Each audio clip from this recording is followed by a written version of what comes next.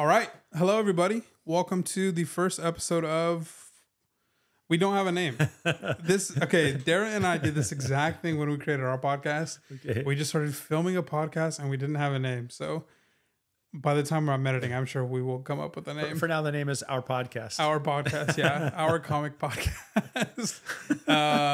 You guys should be familiar with me because I've been uploading videos. But if you're not, my name is Joshua. I go by Spro. This channel is Spro's Comics. And with me, my co-host is... I'm Bob. I'm Joshua's father-in-law, Dara's dad. On Instagram, I go by Mr. Longbox. So I'm the dude who's snatching up all the Fantastic Fours and the claim sales. Nice. Yep. You can see us in live sales in the chats all the time with those guys, always being big clowns. So yeah, this is episode 1. We kind of have a loose structure, and this will be rough at first as we figure out our on-camera chemistry. And yeah, so welcome to the first episode of our podcast. Yeah. So we're going to kick off this podcast with a little bit of show and tell. And so this is actually going to be a bit of like a tradition. We'll start every episode. We'll kind of go back and forth. And this first episode, we'll both do a show and tell. And so I need to take this out of the Mylar because... Little ASMR. Comic ASMR. The reflections on the Mylar. For the comic collector, that is ASMR. Okay, so what I brought to show and tell today is this issue of Daredevil 183 in a CGC 9.6. And this is actually a signature series signed by the man himself, Frank Miller.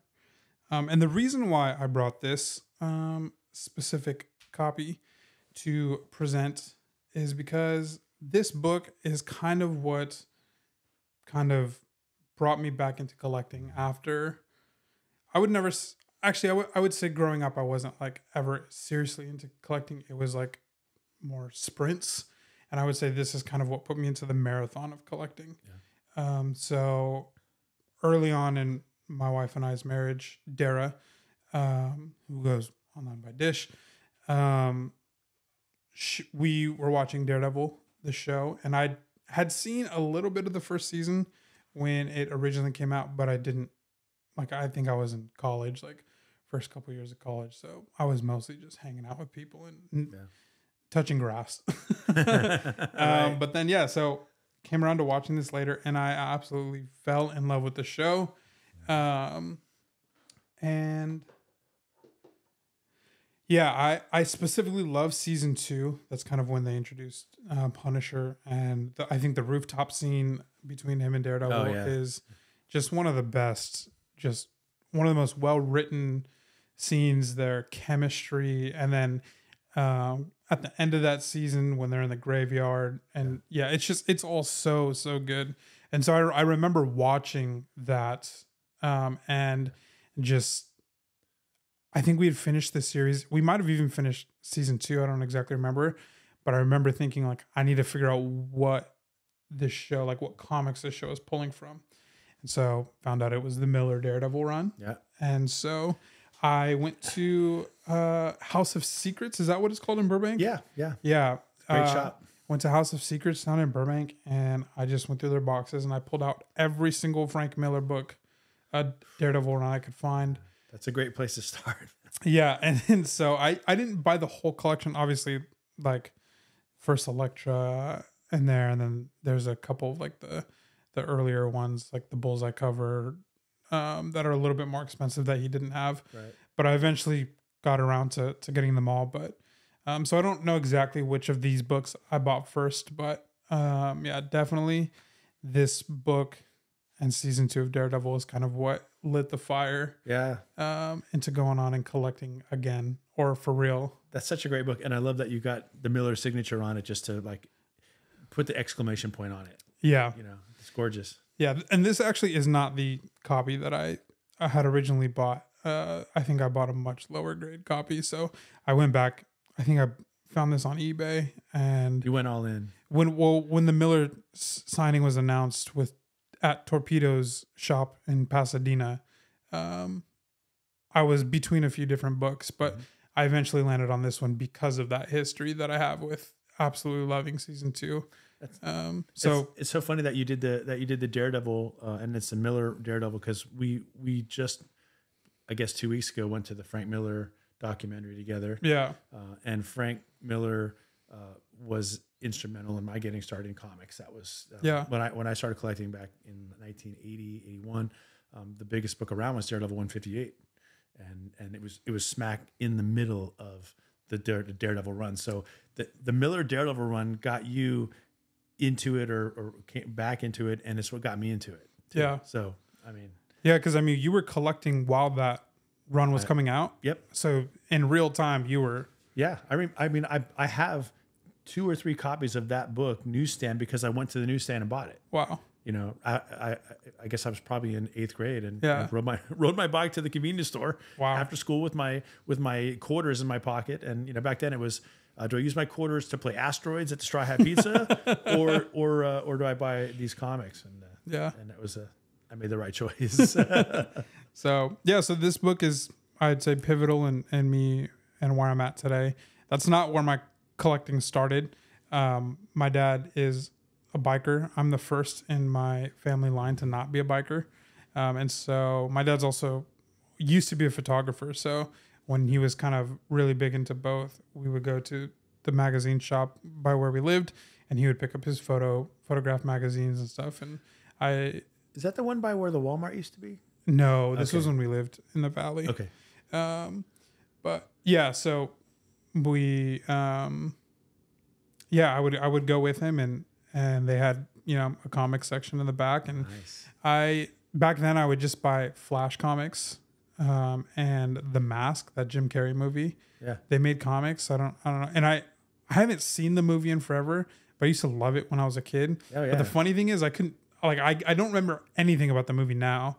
But when I was a kid, I watched the movie. I don't know how many times. We can have a watch party. We'll bring the girls over and watch it. This is really funny. Yeah. So, I would just buy those. Yeah. And then I did not keep any of them. So I don't know where they are. They're probably in the trash in space somewhere. Yeah. And then, so that was a long time. Just kind of went dormant. And then in high school, a buddy of mine, when the Amazing Spider-Man movies were coming out, we were like really hype on those movies. And Amazing Spider-Man 2, the movie, most overhated MCU, or it's not MCU, but most overhated superhero movie of all time. But unfairly, we can get more into that later and why I think that. But so we went to the comic shop that's not around anymore, and the first book, I'll probably bring that in a show and tell, was that I bought when we went back, was the Spider-Man Deadpool crossover. And so just on sheer luck, that book has gone up. It's like $20-$30. Bought it for like $3. So you hit right away. Yeah, I hit right away. Wow, that's good. That's like good. a 500% increase right there. So it's in one of those boxes. But and then again went dormant for a while, and Daredevil, and So at what point did you realize I'm buying comic books for their potential future value, or what? Because it started out you're reading them because you're going there with your dad. Was there a point where you said, was it your friend or whatever, that you realized, oh, I can buy it for $2 and I can sell it later for more? I think that definitely came later. I think just going in to buy the Daredevil Miller run and seeing how the prices are different, and then figuring out why they're different, and that just, I would say, slowly led me down a road of like understanding, oh, there's a market for this. This isn't just like I knew vintage collectibles were always kind of a thing, but it's kind of funny. You see people list on Facebook Marketplace or, you know, Craigslist or whatever, they say vintage comics, and you look at the pictures and it's like from the 90s. It's like, okay, well, just because it's vintage or from the 80s doesn't necessarily mean that it's worth something. Right. Also, the 90s being vintage is pretty funny. Vintage means different things to you than it does to me, for sure, right? I'm like, 90s? Was that yesterday? You know? No, exactly. Yep. But I mean, that's what people list on their titles on Craigslist and stuff. And so I eventually had to learn there's a difference between, you know. So that's your origin story then. Yeah, so that's my Very origin cool. story. Okay. So, All right. Should I show mine? all right, yeah. Okay. Mine's. Oh, here we go. All right. I hemmed and hawed over what to do here, but I went with this one here. You can hold it and show it to this camera too. Oh yeah. Let me put it up here. See here. Get the reflections problem. There. So what is This is Captain Marvel issue 37 from July of 1944. wow. And GH. yeah, it's golden age goodness.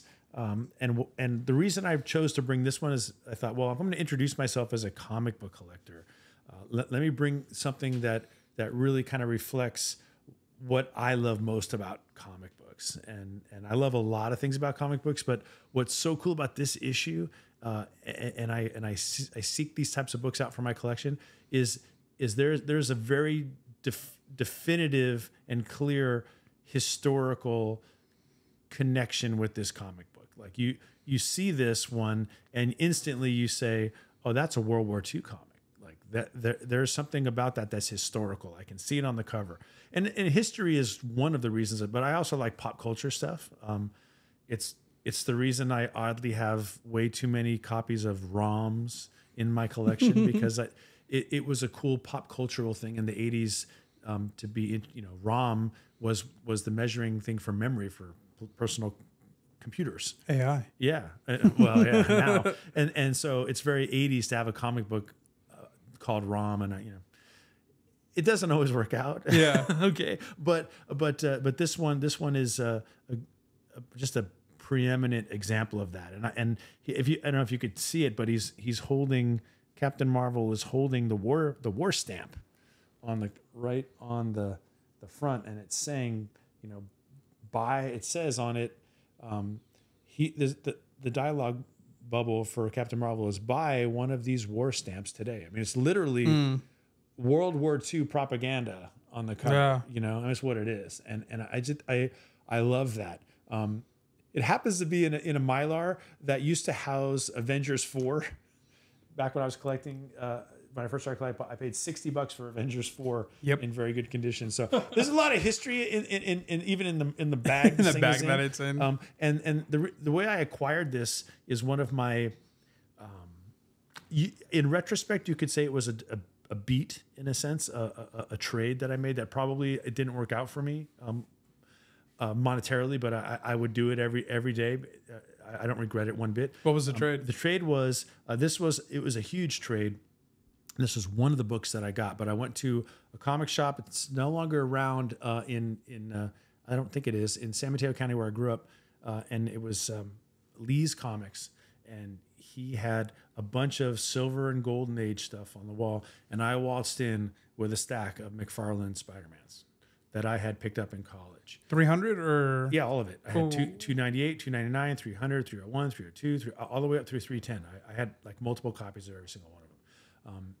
And my mindset was, and they were hot, but they were hot because of McFarlane. They weren't hot because of Venom, because nobody really, Yeah. That was a few years away before that became a popular character or a major character.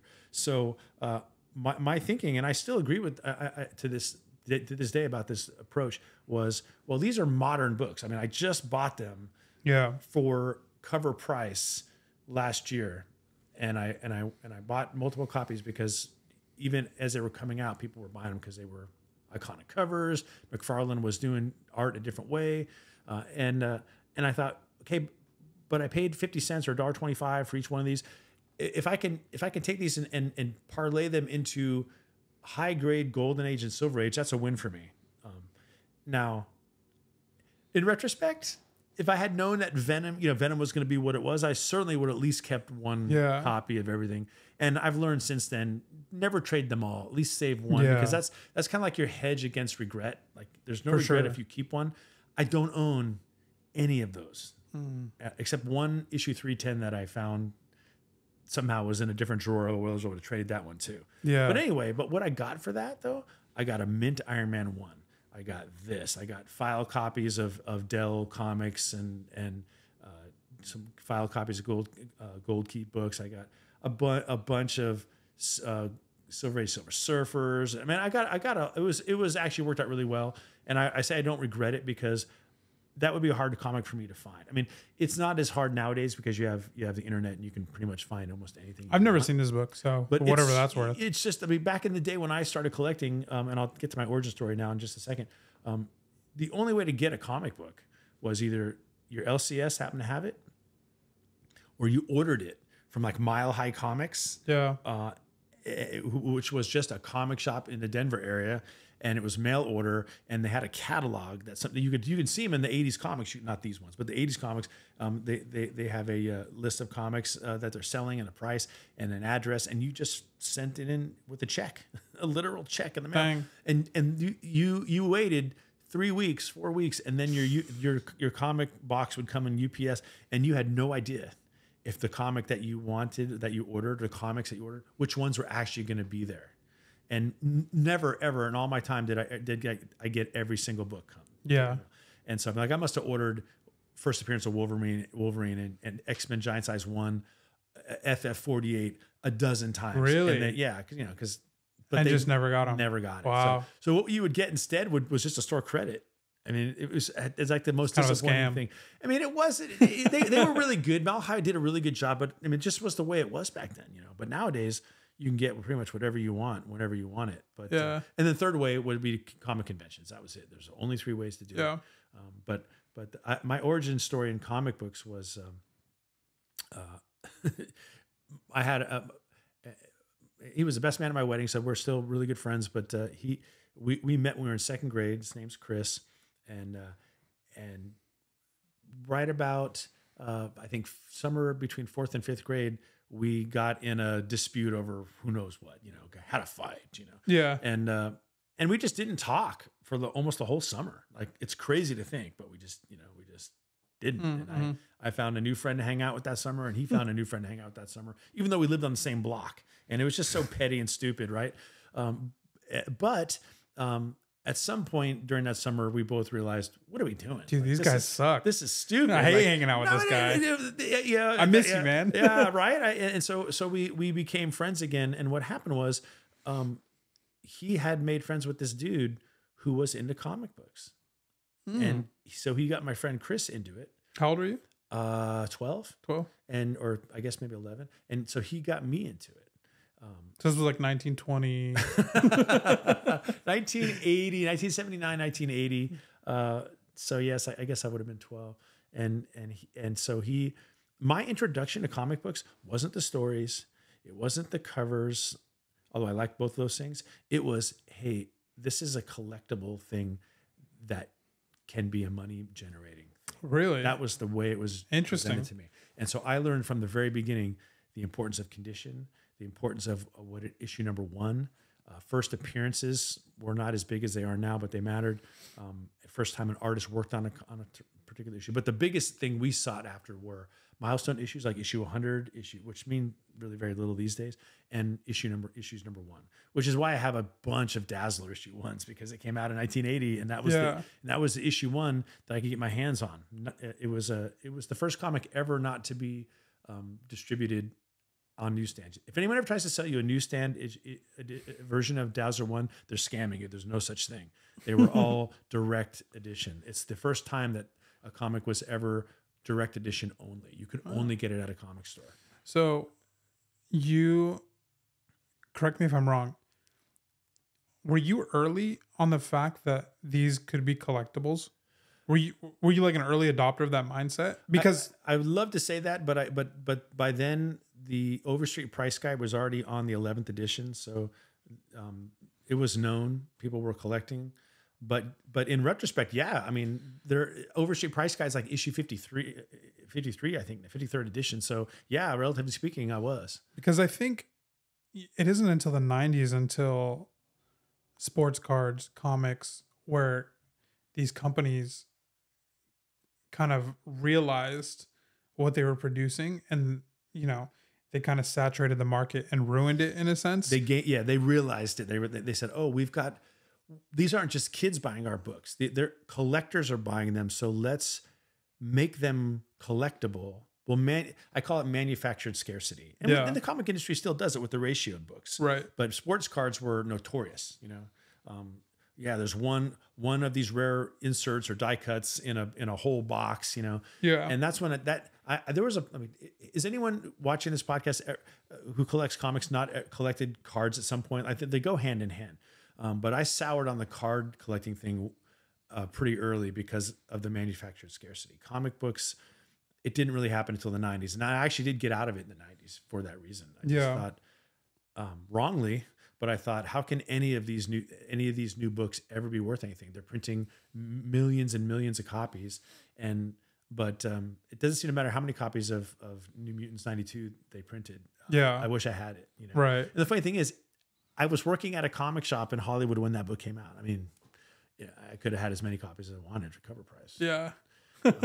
But you have to understand, collecting was different back then. What was most sought after were still, like, if a hot artist who got known for a certain title, that first time that artist worked on a title was a big deal. Frank Miller's first Daredevil 158 or Peter Parker 27, if you want to do it that way. So I did get a few copies of a New Mutants, but it was New Mutants 86, which was the first Rob Liefeld. And which is right before cable. So which you is couldn't right even before get cable. But I did find out, though, recently that and I think I can thank Comic Tom for this. I think it came out in one of his videos that Cable's first cameo appearance is actually issue 86. Oh. And that wasn't really, people weren't sure about that because I guess it gets disputed somehow. But McFarlane himself, Liefeld himself said, yeah, that's the first Cable is 86. So I got several copies, newsstand copies of that. Or no, not newsstand. I bought them from the comic shop that I worked at. But anyway, so yeah, that's my origin story was as a 12-year-old kid riding his bike with his paper route money to get the comics when the cover price was 50 cents. And comic collecting was not cool. Like me and my friend Chris, when we'd be at the comic shop, the convenience store, which was just a block away from our middle school.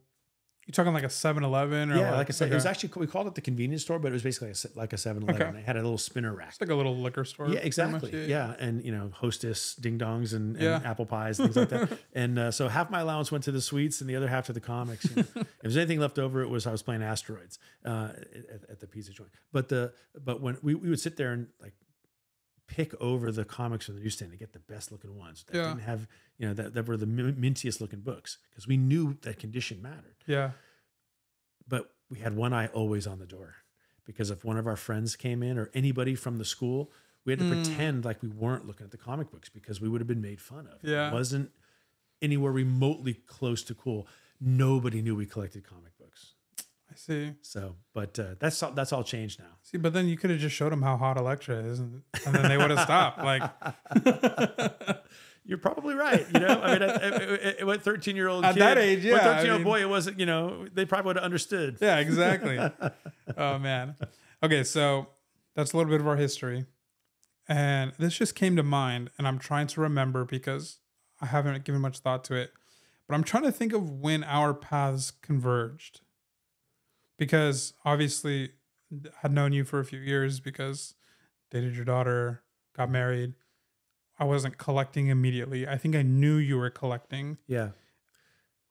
I remember that one time I went to your house and you showed me your collection, which was a fraction of what it is today. Oh yeah. I have you to thank for that. Yeah. You got me. Yeah. Well, you knew that from Dara that I was a collector. Like I said before, if you're collecting comics, you're probably collecting sports cards. You probably collect, some other things as Funkos. It's just sort of there's a mindset there. Movie posters, whatever. Yeah.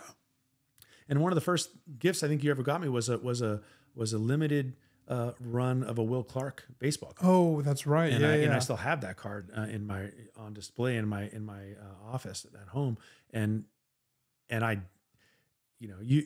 Because that was our first kind of interaction with like collectible stuff. That's right. Because Dara and I were doing big Pokemon stuff back then. That's right. That's it. So I was going to the local card shops all the time. And so I remember you'd mentioned Will Clark, and then I saw it and I was like, oh, yeah. So we were collector adjacent, there. And then from there, I think when you had, got back into comics as a collector, it just, you probably knew I was collecting comics, but didn't really mean much to you, or had a comic collection. I wasn't actively collecting at the time.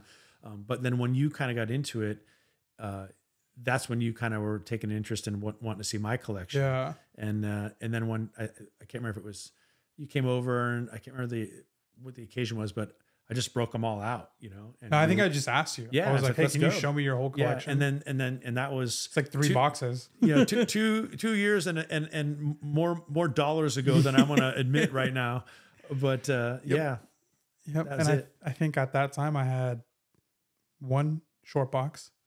So now I have 4, 8, 12, 15 short boxes, 5 long boxes, and 2, 4, 6, 7 CGC boxes later. So, and people watching this are no doubt there are people saying that's nothing compared to how many. Like I have like for X sure number of long boxes. But we were talking before we started rolling just some of the challenges of comic storage, which is a topic for another day. But if anybody out there's got suggestions on how to deal with the realities of being a collector, that you eventually, you start imposing on the loved ones that you live with because there's nowhere to put stuff.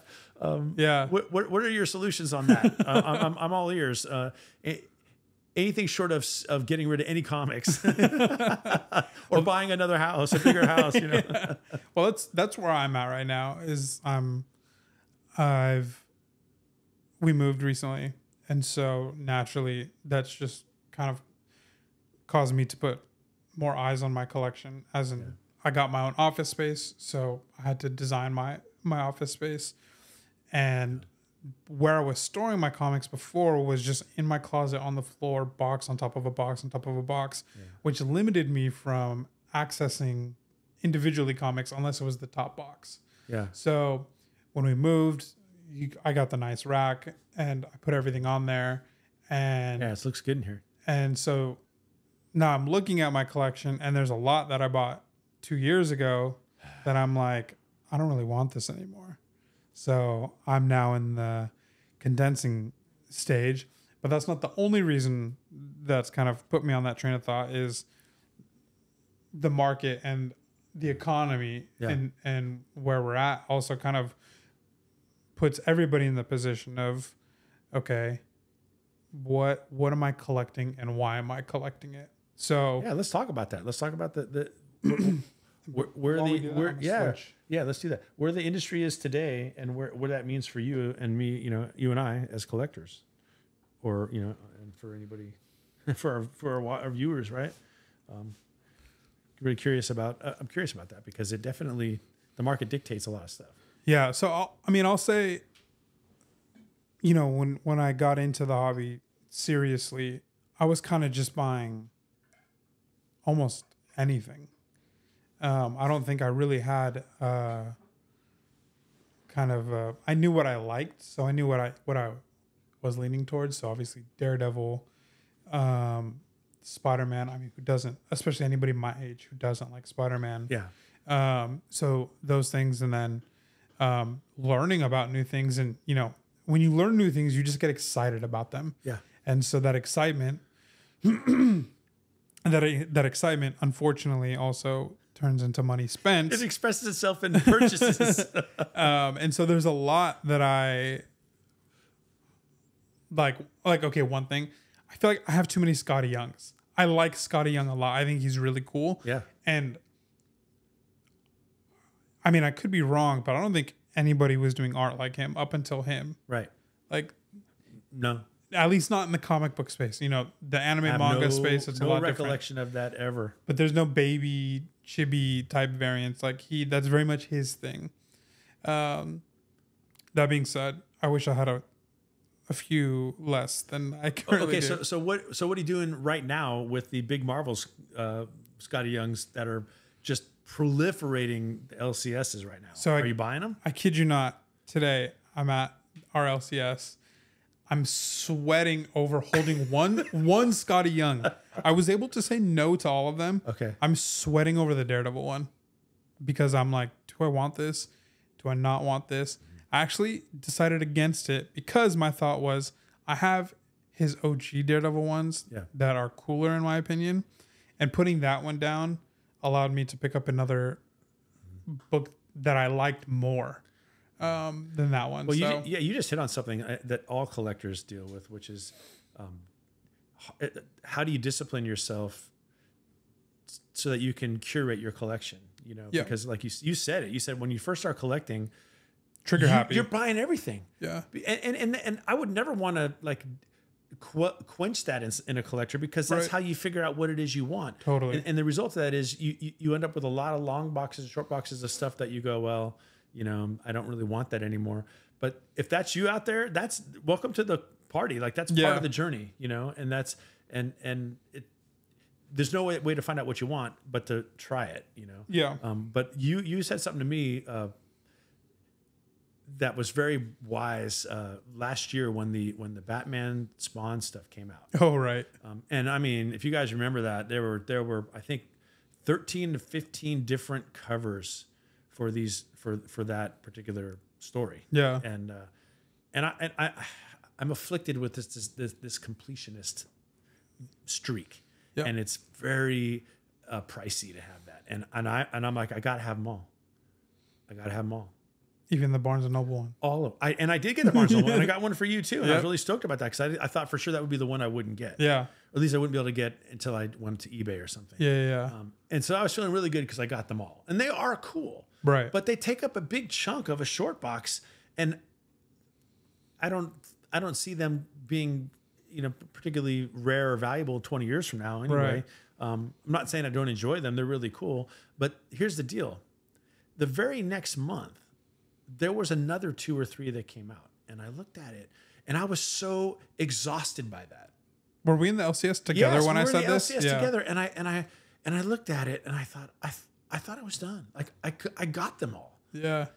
And if you guys remember, these weren't cheap. They were like $5.99 each. They were not cheap. And I'm looking at this, and I had them in my hands. There were 3 new ones, and I said to you, Joshua, how many more of these are they going to make? It was an honest question, right? And you gave me a sage answer, man. Well beyond your years, man. You just said, as many as you're willing to buy. I'll never forget it. As many as you're willing to buy. Yeah. And you said that to me, and it just kind of rang in the air. And I'm like, you're right. I'm being manipulated. Yeah. Kind of like what you were saying about the publishing industry, recognizing that the collector can be at their mercy. They roll out a really cool product, and then they beat that horse to death. Yep. And they'll keep doing it as long as you keep shelling out. And that's when I realized, no. You know what? I'm not going to participate. And I never had an easier time putting books back on the rack. Yeah. I'm like, nope. And I have recited those words to myself about a few things. Wow, great. You know, the other one for me was the Disney covers. The Disney Marvel Centennial thingy. Well, the Centennial thing was last year. We're still doing it. Yeah. They're still coming out. With the homage ones, right? Yeah, and I'm done with it. I said, I bought the first. I don't remember. The first few ones were cool. Yeah, they're all still cool. I mean, I like the one with the Wolverine with the marshmallows. Those are cool, and I have that. But at a certain point, I'm like, I think I've been here before. Yeah, and I stopped. I said, you know what? They're cool, but no. Yeah, and it was a little weird too that you could pre-order a 9.8. That turned me off. Yeah, that's kind of like a trend that's happening. I'm not feeling that. Like that to me feels very baseball card 90-ish. Right. Like I know it's not. You can realistically do that with any comic book, like modern comic book, because it's like, you pick the 5 off the shelf, pick the nicest looking one, and they were just printed a week ago. So it's like, it's sure, but you can do that. But for Disney Marvel to do it for you, it feels like, well, wait a minute. Well, eBay, like if you go on eBay, that happens all the time, especially with like popular ratio variants. Is I see pre-orders on eBay, like So the seller is saying, I'm going to buy 20 of these, going to get them all graded, and 10 of them will come back 9/8, and they're taking their chances. Yeah, I saw that. I find it weird though when the actual publisher is working hand in hand with CGC. That's a conflict of interest. I'm not going anywhere near that. Sorry. I didn't realize that was what you were referring to. I thought you just meant like when you pop on eBay. In general, I don't like either one. But when I saw that, and it wasn't even on eBay. it was like in some kind of a advertisement in the comic book. Like you can get these, you can Oh, pre-order wow. these. You can pre-order these. I think it was in one of those previews that you get at the comic shop. You know, Yeah. where they tell you these are the orders, the books that are coming out in the next 3 months. Yeah. But yeah, like if that were the case, I'm going to hold out for a 9.9, man. Right. No, yes. No kidding. You probably could. Okay. So we kind of flood our, at least for me, a lot of Scotty Youngs. Yeah. You with the Batman Spawn, the Disneys. So that kind of put me in a position where I'm running out of storage and I'm realizing that there's a lot of things in my collection that I don't really care to have anymore. And so now I'm in a condensing era, which is a video that I'm filming. Like I have 8 boxes of CGC slabs. Well, it turned out I have 7 because some of them are like half full. I had 7 boxes of CGC slabs. 4 I'm keeping. 3 I'm selling. And so that's a lot. That's a lot of space, like that I'm clearing up for new slabs. What's the best place to sell? How are you going to sell? I don't know. I don't know if I'm going to go through like a consignment or through eBay. Probably for the more expensive ones, consignment. But I'll probably throw like the ones that aren't that big deal. I've done short box before, and I've been pretty successful. Like I sold my 9.8 Hulk 340 there. So are you going to put on there from the personal collection of Spro? yeah. Let me get CGC to put that on a slab. But yeah, so that combined with the state of the market and economy across the board, like not just comic book market, but kind of what our dollar is worth to us these days, has put me in a position where I'm kind of a lot more locked in. So I feel like I'm a little bit more of a seasoned collector. Like I'm not as trigger happy. I'm a weathered cowboy now, and my collecting. Yeah. And so anybody who watches my videos knows that I'm on a big Doom kick right now. Yeah. So I have nearly all of his Silver Age cover appearances, missing a couple cheap, like I can't think of it. I think it's like in the 60s, like the one where he's standing over like this. It's a blue cover, like where he's in the sky. Yeah. And I think the Thing is that. So I don't have that one because it's cheap and I'm looking for a higher grade copy. Yeah. So I'm being stingy with a few of those. But so yeah, Doom is a big focus of mine right now. I just completed my Daredevil 1 through 10 run. So I have 9 of them slabbed. Man, that's a big run. It is big. And surprisingly, Daredevil 1 was not the final book that I bought. It's actually still, I have issue 10, but it was in a Mylar and I was tricked into how nice it was. Yeah. And I should have pulled it out and looked, so that's on me. But so I still need to get a better looking 10, but at least I have it. It's a Wally Wood cover too. Yeah. So I used to have that book in near mint. I sold it. Sorry, bro.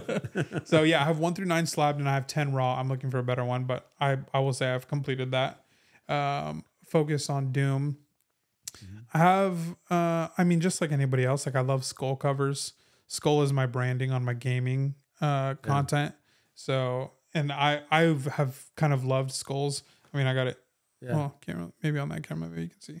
I've kind of had an infatuation with Skulls just because of, I think, the book of Ecclesiastes and just the message of like everything is vanity, but enjoy life. Yeah, the classic the Hamlet soliloquy too. Right. He's looking at the skull, right? Yeah. Great. So I mean, I kind of, everything is vanity, and so just enjoying like what God has given us on this earth. So little did I know that the way that would translate into comics, a lot of people have already claimed skull covers. So it's kind of expensive to collect. Wouldn't it be nice? Wouldn't it be nice to get into a lane of collecting that nobody else is in? Yeah. Where you could just unopposed buy books that aren't inflated because you're not competing with other. I've only one area of collecting where that's true for me, and that's the realm of Little Lulu. Yeah. I was gonna say for some strange reason, but it really isn't a strange reason. I fell into the Little Lulu collecting when I traded those McFarlanes, because 2 of the books that Lee had on his wall were 2 file copies of Little Lulu from the early 50s.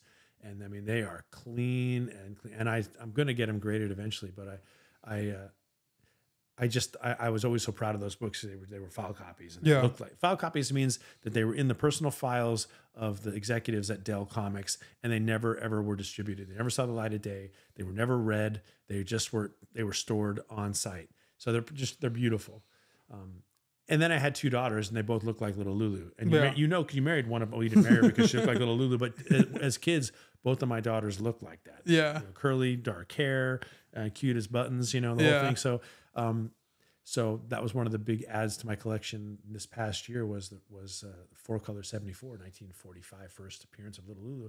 There's only like 40 something copies on the census. Wow. I didn't have to pay that much for it because no one else really cares. Yeah. So I guess I do have one area, but that doesn't mean I'm going to go ahead and like apply my completionist and I got to get all the Little Lulus. I can't, I'm not. Yeah. But I am going to get all the Little Lulus in the 4-Color run prior to Little Lulu #1. So it's still there. But yeah, it's tough. Most of us, the stuff we collect is the stuff everybody else collects. Yeah. So it's just, when a good skull cover comes up on a claim sale, there's going to be competition. It's hard to, you're fighting for it. Yeah. You can make an offer if you want, but don't be surprised you get sniped. Yeah. And then obviously the grail of skull covers just can't be attained.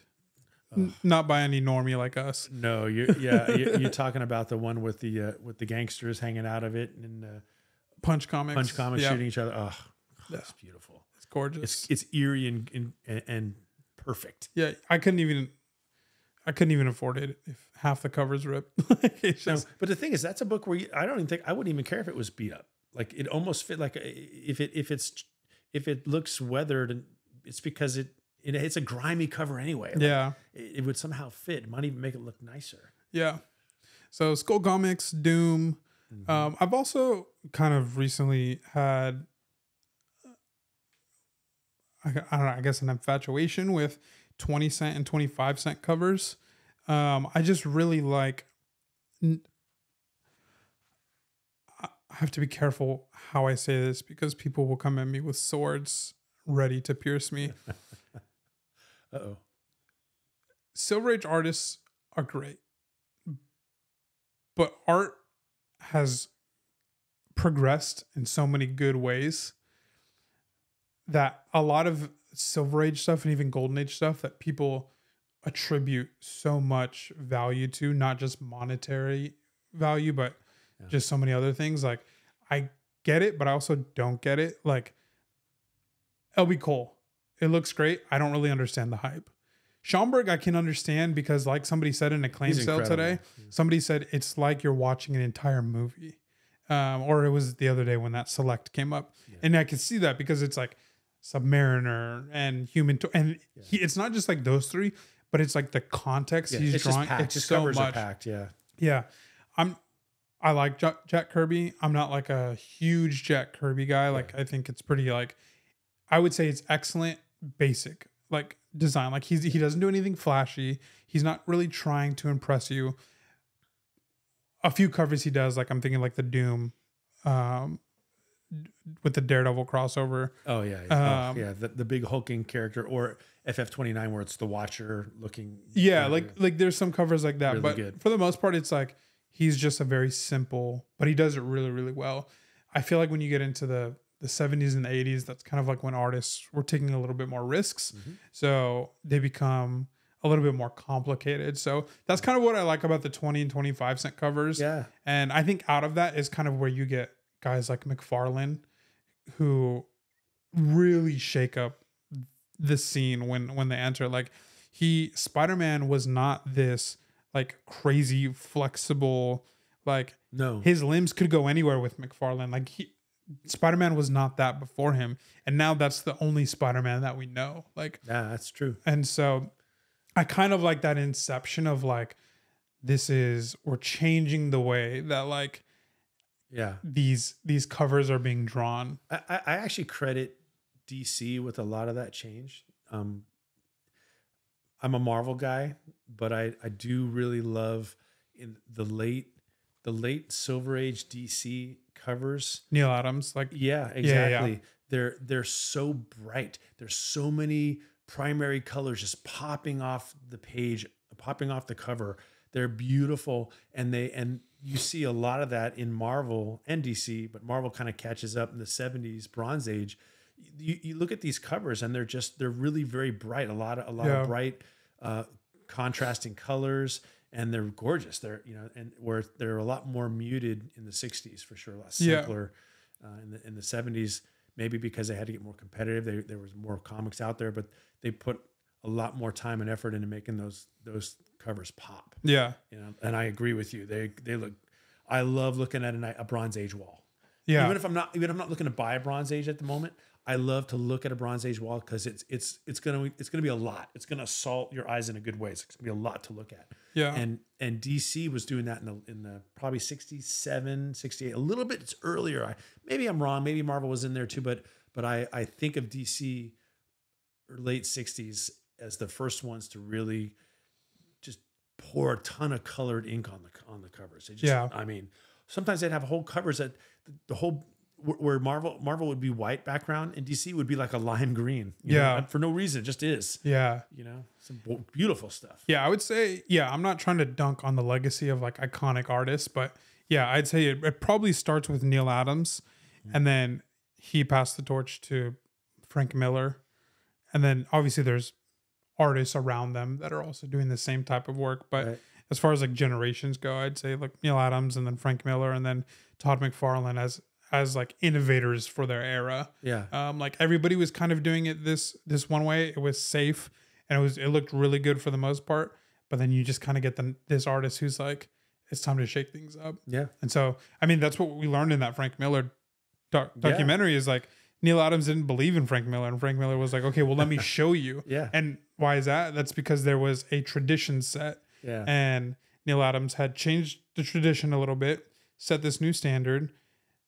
Frank Miller wasn't kind of reaching that standard, but he broke that. And and like Neil said, he was just like, well, I just kind of had to accept it.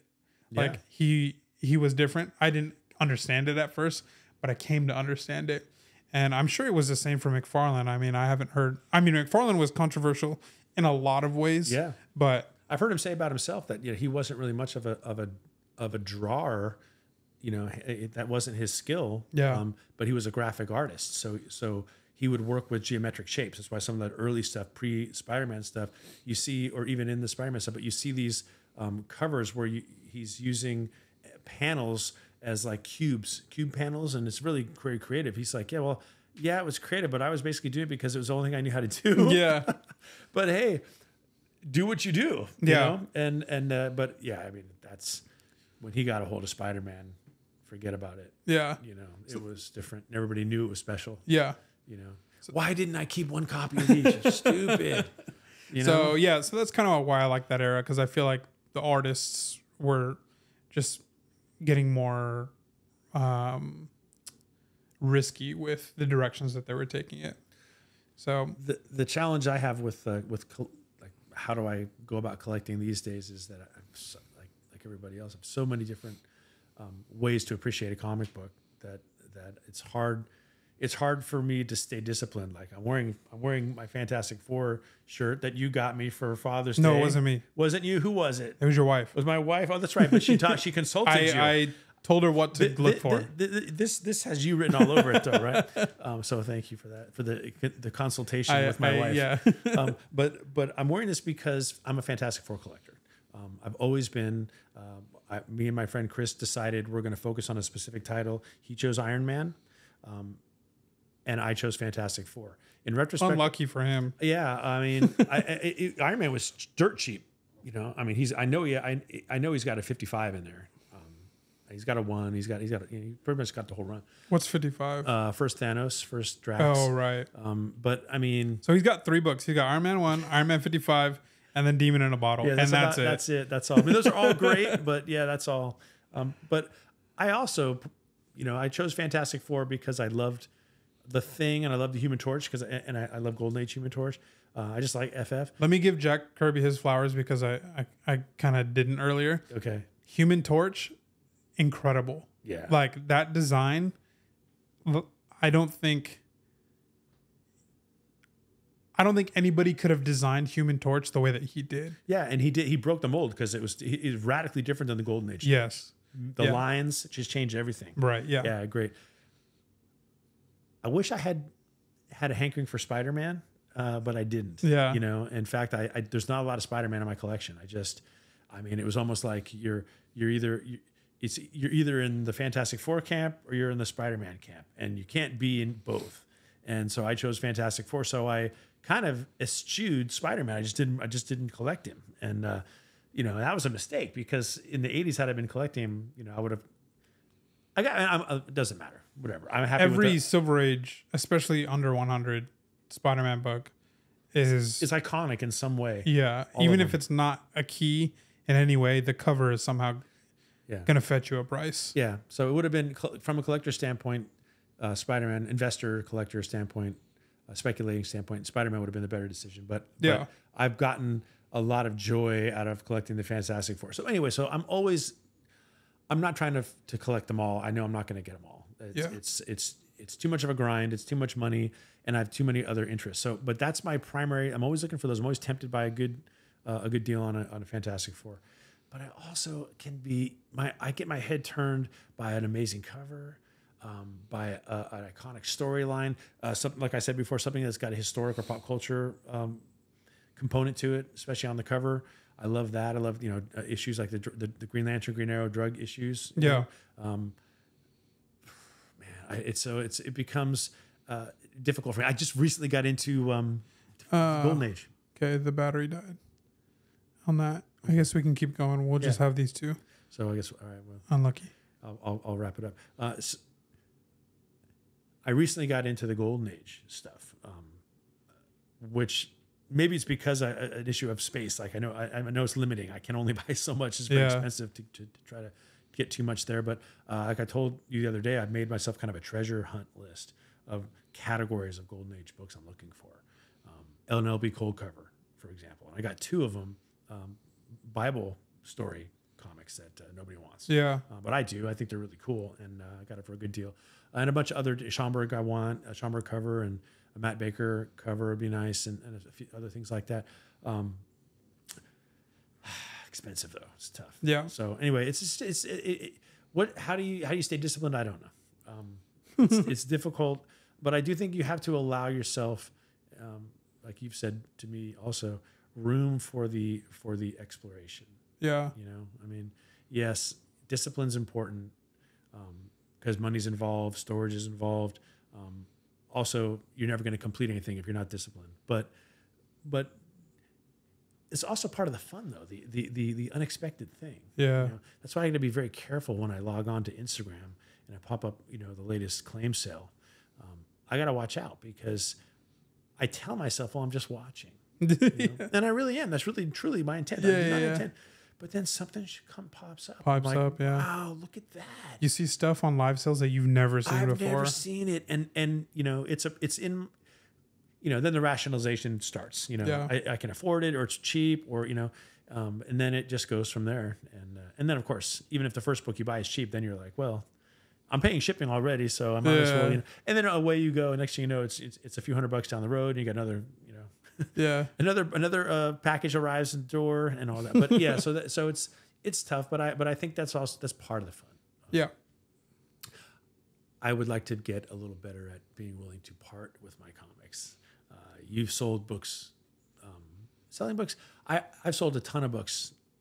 And I regret every single one I ever sold, even though I knew I needed to. It was the right thing to do. I wish I still had those books. Yeah. So that in a different episode we'll talk about books we sold that we wish we didn't, or books we didn't buy that we wish we did. I got 40 years on that. Yeah. And it's some tough stories, man. Well, I don't know if this mindset will help you, but I feel like this mindset is what helps me.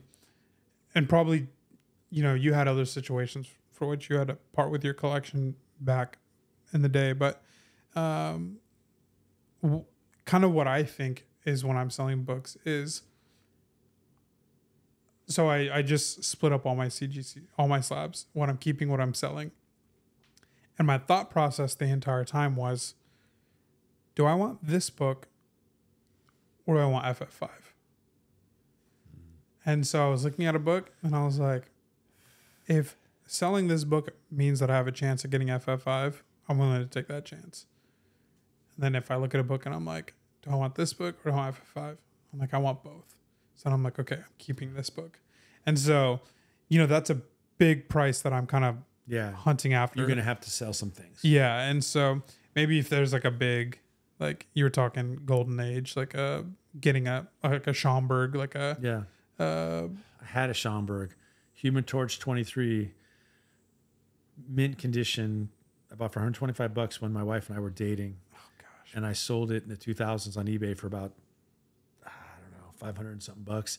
If you're watching and you're the guy that bought it from me, I'll buy it back from you. I want it. But if not, take good care of my baby. But yeah. Sure. So like picking a goal, and you're just like, okay, that helps. Do I want this book or do I want that book? And that's the only reason I sell. Like when I sold my 9.8 Hulk 340, that was going into Daredevil 1. When I sold a few other books, when I sold my Invincible 1 into 9.2, that was going towards a Daredevil 1. And I look at the Daredevil 1, which I'll do a show and tell later, but when I look at that book, copy, I do not miss those books that I sold. At times I'll literally think like I have an 8.5 Hulk 340 from a collection that I bought, and then I sent it in to get graded before I even got the 9.8. And I saw that one and I was like, dang, it'd be cool if I still had the 9.8. And then I didn't even have the Daredevil one in front of me. But then I just thought, no, I got a Daredevil one out of that. Like that was well worth it. Yeah, absolutely. To part with it. So we should do an episode in the future on like the high grade snobbery. Like because I feel like I'm a high grade snob sometimes. Yeah. I've been cured of that as my tastes have gotten more expensive. It's just reality. I'm not getting, I recently bought a 3.5 FF 9. Like I'm not getting that in a 7.0. It's not, it's not gonna happen. Like I could, but I want to stay married, Yeah. No, but so let me plug this in real quick. Sorry for the pause. Didn't want to, but yeah, no. So I'll figure something out for next week. Yeah, that's fine. So the Grail you're hunting is FF5. Yeah. The Grail I'm hunting is FF. It's a few. 2, 3, 4, and 12. Those are the ones I really want. And the truth is, I would knock 3 off that list. I prefer 2 to 3. I know you don't, but I love that cover with Mr. Fantastic in his brown suit. Like it doesn't get any more 60s than that. I gotta take another look. It's such a great cover. Look. Yeah, it really is. And it would right a wrong in my life that has to do with a trip to Vegas and a lot of lost money. That will tell another day. But those and then there are Golden Age books that are now being added to my list. But those are more remote. That's. I feel like that FF12 you've been hunting for a while. Yeah, and here's the thing. I want for all of those books. I actually really want a good looking book. I know there was one that's still for sale, as a matter of fact, or at the time of recording at least, because I keep looking at it, an FF3 in 3.5, which is at a very good price. But I'm not going to buy it because it's not a clean enough copy. I'd rather wait. Yeah. Because I won't be able to have that experience that you just described. I'll sell some books, I'll buy it, and then I'll say, yeah, I'm not happy with that. Like I actually wish I didn't do that, because every time I look at it, all I see are the flaws. So I'm not saying that I'm expecting to get that in a 7.0, but I'd love to get it in a really high, well presenting 4 or 5. Like if someone's got a copy of that book out there with like the centerfold detached or the top staple detached, but otherwise it looks good, then I'm cool with that, because I'm going to slab it anyway if it's not already slabbed, and it'll look great on the wall nonetheless. But yeah, FF12 they're all in the same price range. 2, 3, 4, and 12 are almost all kind of there. 4 is a little bit more, but any one of those could jump into my collection if the price and the condition were right. Yeah. So that's our origin story. That's how we've gotten to where we are today, kind of where we're at today. Yeah. Condensing struggling to condense, figuring out how to condense and buy more at the same time. I know. So yeah, let's briefly move on to the state of the comic book market, and we can kind of tie it into that big conversation we just had. And like, we're entering con season. Yeah.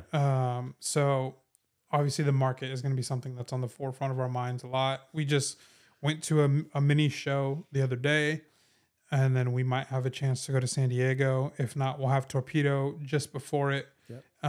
So how are you thinking about the market and, things that you want to collect, things that you want to buy, all that stuff? Yeah. I think you did a video not long ago on, the convention prices. And, I think we found out last week, you can find good deals at smaller conventions. I think that's true. So I have somewhat high hopes for Torpedo Con, because it's a small convention. It's 2 rooms, so it's pretty small. So I feel like, that I'm going to go there looking.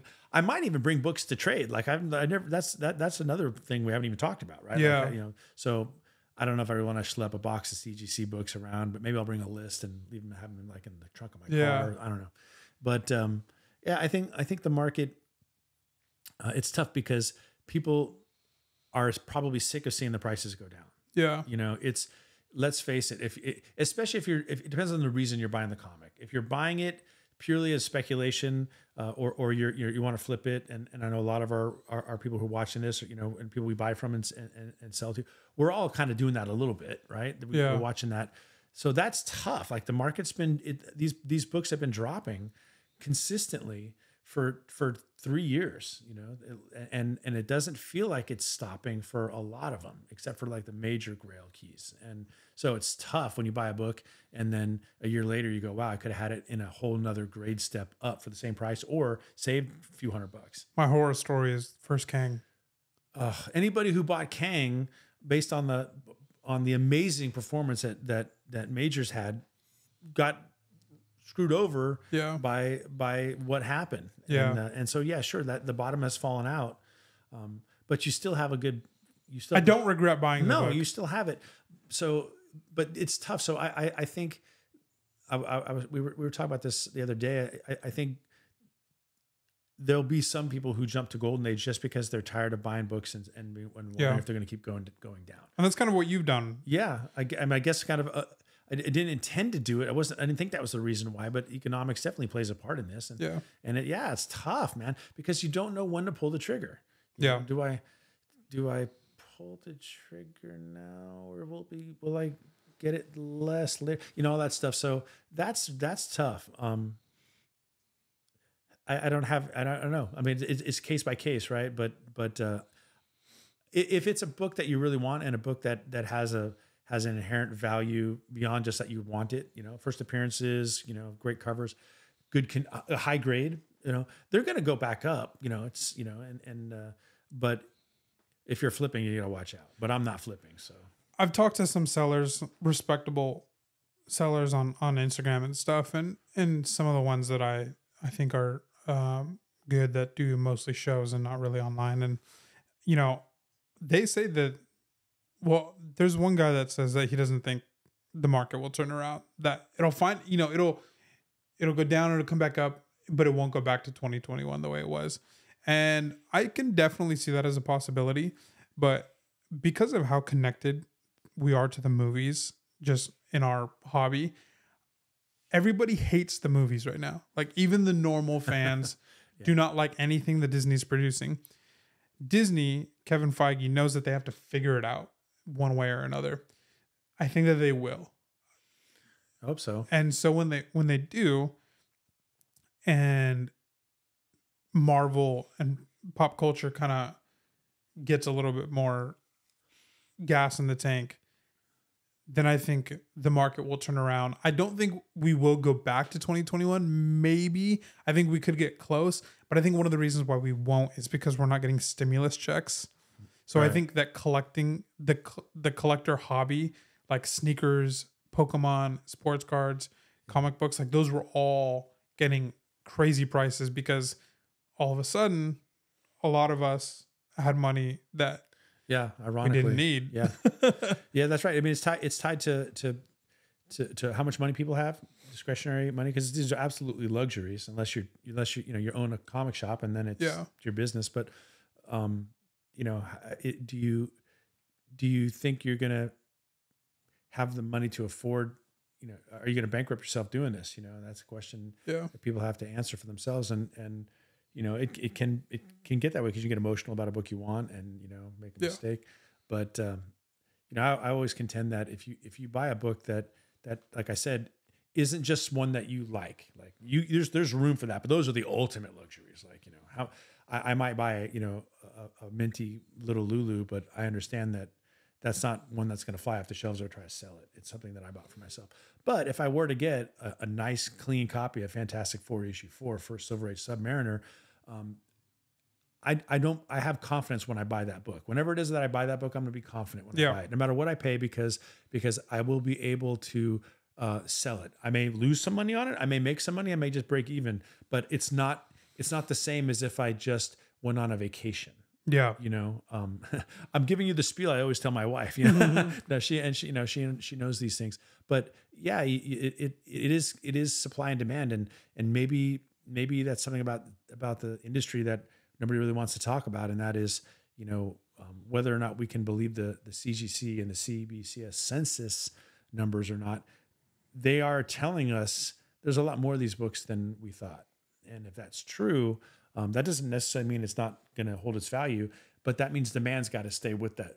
Yeah. There has to be more demand for it than there is copies available. So that's challenging. Like, I mean, when I was a kid, I was running around all over the place trying to find a Werewolf 32 because I knew, well, there aren't going to be very many copies of those because they didn't print very many copies of Werewolf 32, First Moon Knight. And I never could find one. And I mean, I finally did, but it took me forever. But now I see, there's thousands of copies that have been created, slabbed already. So it's not as rare as I thought. People were just hoarding them. Yeah. And they were smart to do that. You know? And so that's the deal. It's supply and demand. I agree with you. These are iconic characters, iconic stories. Okay, we're in a down cycle as far as the fan response to movies and TV shows right now. But yeah, they're gonna they will figure it out because they have to figure it out. Yeah, this is these are their products to sell, and so they're gonna figure it out. And the truth is, comics have been around longer than movies about comic books. So yeah, you invest in a solid, good condition copy of a first appearance of a solid character in Marvel or DC, you're going to be fine. You're going to be fine. You hear the cliche, well, buy what you love. Well, that's true unless you can't afford it. Then don't. Then only buy what you can get your money back out of. Don't. If you have to choose, buy the back issue instead of 5 new comics, because new comics cost $5 now each. Also, the buy what you love kind of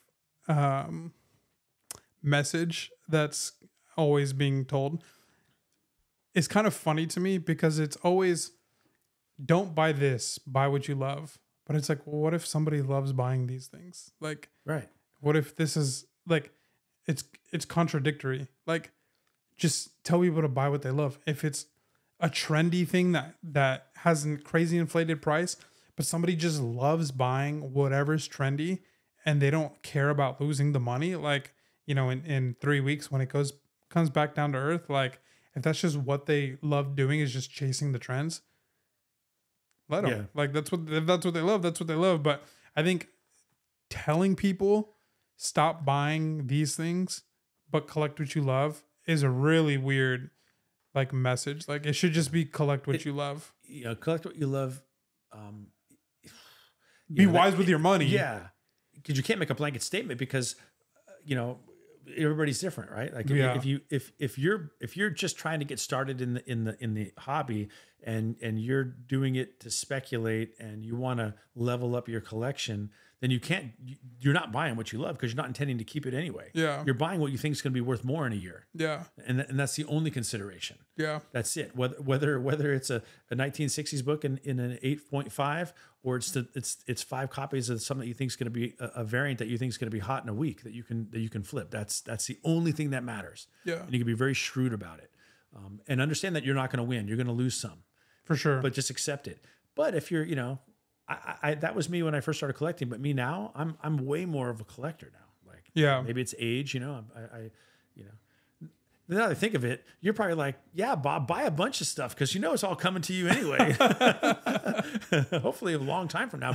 But I mean, seriously though, I look at this stuff and go, well, I'm not thinking like I was when I was 13. Like, well, someday I'm gonna sell a bunch of these and I'm gonna buy a car. Like, that's not the consideration anymore. Now it's, well, what do I really want to add to my collection? What would I be? What do I love? For me, Yeah. it's really more that. But but the thing is though, what I love? I love buying a book and seeing it be worth more in a year. Yeah. I love that. It makes me feel like if it's a win, whether or not I ever plan to sell it, it feels like a win. Even if I told myself 2 years ago when I was just like shooting from the hip, trigger happy, kind of buying anything that gave me a slight sparkle. Yeah. Even if I now went and told myself, hey, slow down, man, collect what you love, I don't think I would have listened because I'd have been like, dude, I love just like Scotty Young, okay, like Jenny Preston, okay, and like that's what I loved doing at the time. Like that was fun. So you were doing what you loved. Yeah, and like now it's like, sure, I have a lot of books that I like don't necessarily want, but 2 years ago I had a great time getting into this hobby and just buying like whatever I like. Well, like we said, you have to do that. Yeah. I think that's a rite of passage as a comic book For collector. Sure. And then through that process, you realize what it is that really has staying power in terms of what pulls at your heartstrings. What you really, really, when you sit back and take stock of your collection, you say, yeah, I'm not as into that as I used to be, but I'm really glad I got all those 70s DC horror because you know what? Those are really prized parts of my collection that I'm really happy that I have. Yeah. Or whatever it happens to be. Yeah. It shouldn't be collect what you love. It should be more like be a collector. Like, don't come in here thinking about money and flipping and all that stuff because I think that can get you into some like weird places and stuff. But just be a collector. What you look at and what you like, if that's what you want to buy it. Try not to get ripped off, try not to get scammed, but be a collector. And then if that's your mindset, then as you're growing as a collector, a lot of those things are naturally just going to get shaved off. Like I liked Scotty Young's and, I still like Art Germs and Scotty Young's, but a lot of those things like kind of got shaved off. Like I'm not buying as much Art Germ and Scotty Young as I once was. I'm kind of more so buying like Art Germs with characters that I like or, ones, here. Even if it's not a character that I like, but the cover is just like incredible, then I'm buying it. So when you first enter the hobby, that idea of being a collector is just big. Mm-hmm. And so you're kind of throwing a lot of things into that basket. And then as you grow and as years go on, you're like, okay, I did used to really like this. I don't like it as much anymore. So I'm going to not buy this anymore. And I'm going to sell that part, which I had. And then it just kind of like narrows down into like, oh, this is who I am as a collector now. But nobody ever is going to say, I'm going to start collecting hobbits or comics. And then their like view is here. Like you just, you have to go out there. You have to buy crazy things. Mm-hmm. You have to learn what you actually love. You have to let comics sit in your collection for a decent amount of time for you to be like, oh man, yeah, I really like this book. Or be like, I don't like that as much as I once did. Yeah, totally. And you have to learn that lesson. Yeah, you do. You totally do. Yeah. I mean, there was a point where I thought I was like half the collectors in the universe. Probably, I'm going to get all the original Star Wars comic books. Yeah. It's attainable, and you think you can. I'll do it, and after a while you realize, or I did anyway. I'm like, well, I'm not really. Not really. Like I like them. But it's not really my thing. Yeah. But meanwhile, there are other things that I started collecting that I say, wow, that was like I mentioned the DC horror. I'm really glad I have those. That for the longest time, there were parts of my collection that just there were parts of the hobby that weren't reflected in my collection. Let's put it that way. Yeah. You know, and I guess that's kind of like it's a reflection of your taste, and so in a way, I like for me my collection to represent the evolution of my interests. You know, certainly a beautiful cover, a historic appearance, a artist's first work, a great storyline. You know, all those things, and then different eras, and you know, Golden Age, Silver Age, Bronze Age, new stuff. All that stuff is you know, you got me into the more modern stuff. I really didn't, you know, my knowledge and my interest kind of didn't get out of the 90s really, but now I've got, you know, a bunch of new stuff, and I'm stoked about it, you know, and so it just really, you know, you let the hobby show you what the kind of collector you are. Totally. And that's fun. It's a part of, it's a little bit of self exploration, and it's okay. It's okay to change your interests and let some things go. Yeah. Even if 5 years later you wish you didn't let them go, that's also part of the journey. Yeah. And a couple of things, and I'll stop. But one is, you know, it's okay to make a mistake as a comic book collector, whether in buying or selling. It's okay. Welcome to the club, right? We've all done it, and we'll continue to do it. And they make good stories. You can always find the book you want. It's never unattainable as far as it's out there. Whether or not you can afford it is another matter. That's case by case. But especially these days with the internet and so on and so forth, the book that you want is never gone forever. You can get it. Yeah. You know, you can get anything. I mean, a Detective 27 just sold for, what was that? You said like $650K. Yeah, $500,000 less than, you know, everybody thought it was going to sell for. So I mean, anything's possible. Patience is the key. Yeah. You know, patience. If I have to wait 2 years before I find the copy of FF12 that I want, I'll wait. Yeah. You know, I'll wait. It's okay. You know, and if it goes, and if it means I end up spending a little more or I spend a little less, it really doesn't matter. Like in the end, it's just in my collection. Yeah. So don't collect what you love. Just be a collector, because what you love now is going to change. So just make sure you're having fun. Yeah, just have fun. Yeah, be a collector and have fun. You know, if you can't come back from a convention with a stack of books that you can't wait to show your wife, your friend, your roommate, even though they're not into it at all, they should be excited for you, because your exuberance just kind of is infectious, and that means that you are doing it right. Yeah. Well, that's a tradition that we have now, is like after we go to a show or go to a Comic-Con, it doesn't end when we leave the comic convention.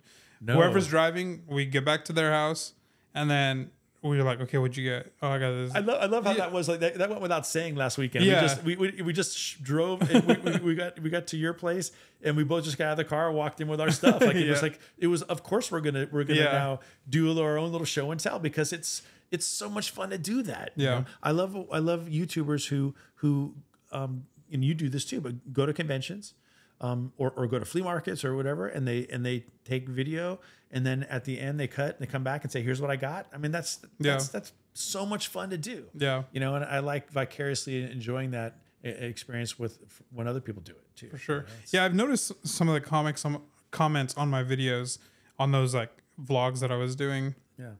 Is a lot of people just saying like, hey, I live in an area where I don't have access to go to cons, so I love watching your videos. And like, that means a lot to me, because it's like, okay, like I mean, that's kind of like the content creators struggle, is like, am I making this content for myself? Am I making this content for somebody else? Like, what's the, like, is my creativity just for me? Are other people gonna like what I create? Like, that's the scary thing about creating.